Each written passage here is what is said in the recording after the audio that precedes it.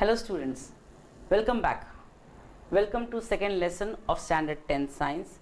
We are doing the lesson of acids, bases and salts. आप सभी का स्वागत है। हम सेकेंड लेसन की शुरुआत करते हैं। जो आज का टॉपिक है वो है कि how do acids and bases react with metals. Acids और बेसिस मेटल्स से कैसे रिएक्ट करते हैं ये हम देखने वाले हैं। एक एक्टिविटी है आपकी बुक में 2.3। इस एक्टिविटी में मैं आपको समझाती जाऊंगी कि वो एक्टिविटी में क्या बताया गया है। इस एक्टिविटी के हिसाब से एक टेस्ट ट्यूब में जिंक ग्रैन्यूल्स और डाइल्यूट हाइड्रोक्लोरिक एसिड लेना है। अगर एक टेस्ट ट्यूब में मैंने जिंक ग्रैन्यूल्स, जिंक के छोटे छोटे टुकड़े, उसमें डाइल्यूट हाइड्रोक्लोरिक एसिड डाला तो क्या होगा। ये दोनों रिएक्शन होंगे और फिर ये जो ट्यूब है इसको हम कहते हैं डिलीवरी ट्यूब। जो हम कोई भी गैस को बाहर जाने नहीं दे रहे हैं बिकॉज हमने यहाँ पर एक स्टॉप कॉक लगाया है। अगर मैं ये रिएक्शन करवाती हूँ तो कोई गैस इवॉल्व होती है, क्योंकि यहाँ पर बबल्स फॉर्म होते हैं। वो हमें समझ में आता है कि कोई गैस बनी है। अब ये गैस जब यहाँ से डिलीवरी ट्यूब में जाएगी तो हमने एक ट्रफ में, ये छोटे एक कांच के बर्तन को हम कहते हैं ट्रफ, इस ट्रफ में हमने सोप सॉल्यूशन लिया है और ये जो डिलीवरी ट्यूब है ये सोप सॉल्यूशन के अंदर खुलती है।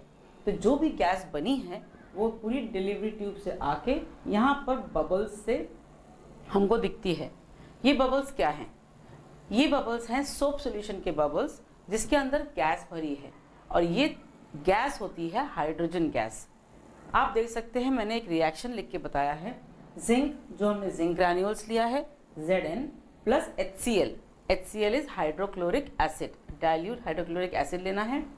ये जब रिएक्ट करेंगे तो एक सॉल्ट बनाएंगे जिसका नाम है जिंक क्लोराइड, ZnCl2, और उसके साथ हाइड्रोजन गैस बनती है। तो ये जो हाइड्रोजन गैस बनती है ये हमें यहाँ दिखती है कि ये एफरवेसेंस या बबल्स के रूप में ऊपर आ रही है और यहाँ से वो कलेक्ट होके सोप सॉल्यूशन के बाहर निकलती है। सोप सॉल्यूशन जो सोप बबल्स बनाता है और जब बुलबुले बनाता है और बुलबुले के अंदर हाइड्रोजन गैस भरी रहती है। अगर मुझे टेस्ट करना है कि कौन सी गैस निकली है, थियोरेटिकली तो मुझे मालूम है कि मेटल और एसिड को जब मैं रिएक्ट करती हूँ तो यहाँ सॉल्ट और हाइड्रोजन बन रहा है, लेकिन हाइड्रोजन है ये प्रूव करने के लिए हमें एक टेस्ट करना होता है। तो यहाँ मुझे सोप सॉल्यूशन में मैंने देखा कि ये डिलीवरी ट्यूब मैंने ओपन रखी थी, यहाँ से बबल्स निकल रहे, बुलबुले निकले। उस बुलबुले जहाँ निकल रहे हैं उसी के पास में अगर एक कैंडल लेके जाती हूँ, मोमबत्ती लेके जाती हूँ या माचिस लेके जाती हूँ तो क्या होगा, यहाँ पर पट ऐसा आवाज़ आएगा। It will burn with a pop sound. ऐसे बोलते हैं कि जो आवाज़ आती है वो पप पप ऐसे करके बजती है। जितना गैस निकलेगा एक बार में पट आवाज़ आएगी, थोड़ी और गैस निकली फिर से अगर हम कैंडल लाएं तो फिर से आवाज़ आएगी। तो हम ये कह सकते हैं कि this hydrogen gas Burns with a pop sound. और ये burning of hydrogen gas with a pop sound ये एक इंडिकेशन है कि हाइड्रोजन टेस्ट हमने किया है। ये तो हुआ कि एसिड्स मेटल्स के साथ कैसे रिएक्ट करते हैं। सो एसिड और मेटल, जब मैं एक जनरल रिएक्शन लिखने जाऊं तो मैं कैसे लिखूंगी? मैं लिखूंगी metal plus acid is giving us salt and hydrogen. So ये जो जनरल रिएक्शन मैंने लिखा है वो मैं सिंबल्स से यूज करके मैं Zn plus HCl gives ZnCl2 plus hydrogen, ऐसे मैं लिख के बता सकती हूँ और फिर उसको बैलेंस करना होता है। सो ये हुआ reaction of acids with metals.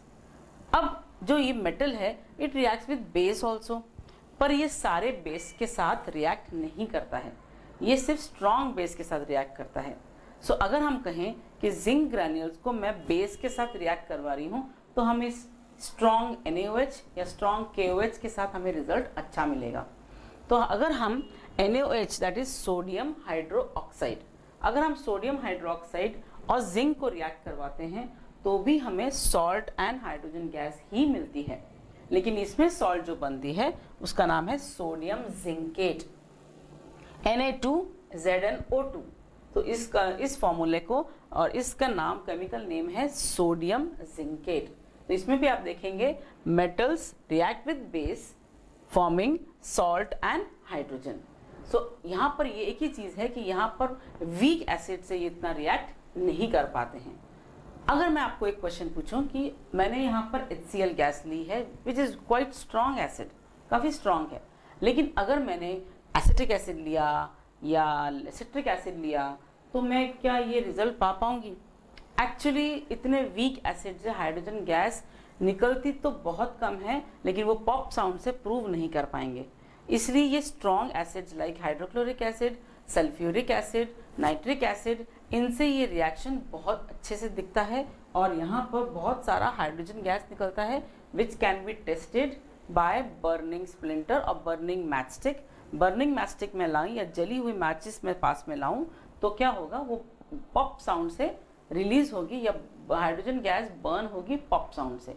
ये इसका टेस्ट है कि how hydrogen can be tested.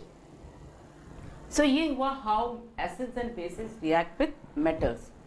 अगला पार्ट है how acids and base react with each other.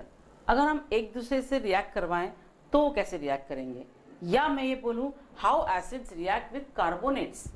अब कार्बोनेट्स एंड बाइकार्बोनेट्स आपने सुना होगा, सोडियम कार्बोनेट, सोडियम बाइकार्बोनेट, इनसे भी एसिड्स रिएक्ट करते हैं। तो अगले भाग में हम देखते हैं कि acids how do they react with carbonates, और उसके बाद हम देखेंगे एसिड्स बेसिस के साथ कैसे रिएक्ट करते हैं। Pebbles Live